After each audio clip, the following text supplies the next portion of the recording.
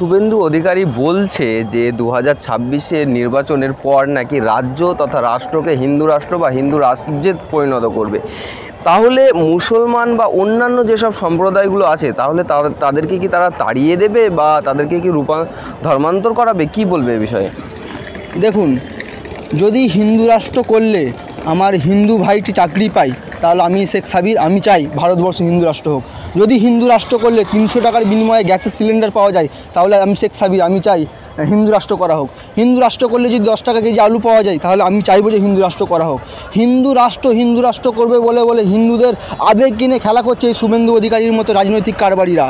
এই বিদ্বেষের কারবারিদের বিরুদ্ধে আমাদেরকে রুখে দাঁড়াতে হবে, না হলে এই শুভেন্দু অধিকারী, এই সুকান্ত মজুমদার, এই দিলীপ ঘোষেরা আগামী দিনে দাবি করতে পারে নাখোদা মসজিদের নিচে শিব মন্দির আছে, টিপু সুলতান মসজিদের নিচে শিব মন্দির আছে, এই দাবি এরা করতে পারে। তাই আমি জাতি ধর্ম বর্ণ নির্বিশেষে প্রত্যেকটি সম্প্রদায়ের রাজনৈতিক সচেতন ব্যক্তিদের অনুরোধ করব, আসুন আমরা জাতি ধর্ম বর্ণ নির্বিশেষে এই বিদ্বেষের কারবারিদের বিরুদ্ধে জনপ্রতিরোধ গড়ে তুলি, না হলে আগামী দিনে হিন্দু মুসলমানের দাঙ্গা লাগানো সহজ হয়ে যাবে এদের দ্বারা। তাই প্রত্যেকটি রাজনৈতিক সচেতন ব্যক্তিদের আমরা অনুরোধ করব, আমরা আসুন আমরা ঐক্যবদ্ধ হয়ে এদের বিরুদ্ধে জনমত গড়ে তুলি।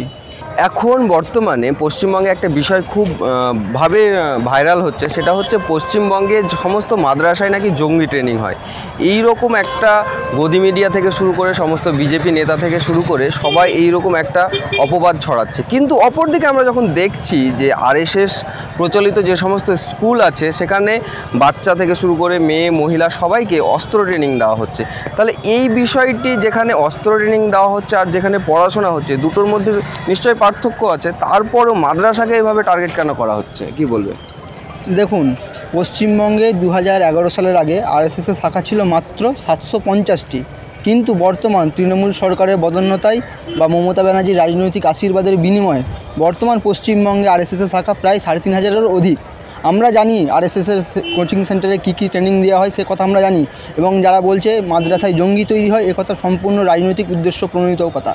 আমরা জানি মাদ্রাসায় মতুয়াদের ধর্মগুরু গুরুচাঁদ ঠাকুর তৈরি হয়, মাদ্রাসায় শিক্ষানুরাগী হাজি মোহাম্মদ মহসিন সাহেব তৈরি হয়, মাদ্রাসায় স্বাধীনতা সংগ্রামী দাদা হুজুর পীর কেবলার মতো স্বাধীনতা সংগ্রামী মাদ্রাসায় তৈরি হয়, মাদ্রাসায় জঙ্গি তৈরি হয় এ কথা সম্পূর্ণ মিথ্যা কথা, অপ্রয়োজনীয় কথা। এ কথা যারা বলছে রাজ্য সরকার উচিত হবে তাদের বিরুদ্ধে অবিলম্বে আইনত ব্যবস্থা নেওয়া। রাজ্য সরকার আইনত ব্যবস্থা নিচ্ছে না, কারণ তারা এই টপিকটাকে কেন্দ্র করে তারা ভোট ব্যাংকের রাজনীতি করছে। বিজেপি হিন্দু ভোট নেবে, তৃণমূল মুসলিম ভোট নেবে। এই ন্যারেটিভটাকে আমরা সাধারণ মানুষ, আমরা হিন্দু মুসলিম জাতি ধর্ম বর্ণ নির্বিশেষে এই ন্যারেটিভকে আমাদের ভাঙতে হবে, হিন্দু মুসলমানের ঐক্যকে আরও মজবুত করতে হবে। তাহলে এই যে সাম্প্রদায়িক বক্তব্য শুভেন্দু অধিকারী দিলেন, তাহলে মেনস্ট্রিম মিডিয়া থেকে শুরু করে যত সুচিন্তিত মানুষ আছে আমাদের সমাজে তারা কেন নীরব, তারা কেন কোনো কথা বলছে না? কি বলবে এই বিষয়ে?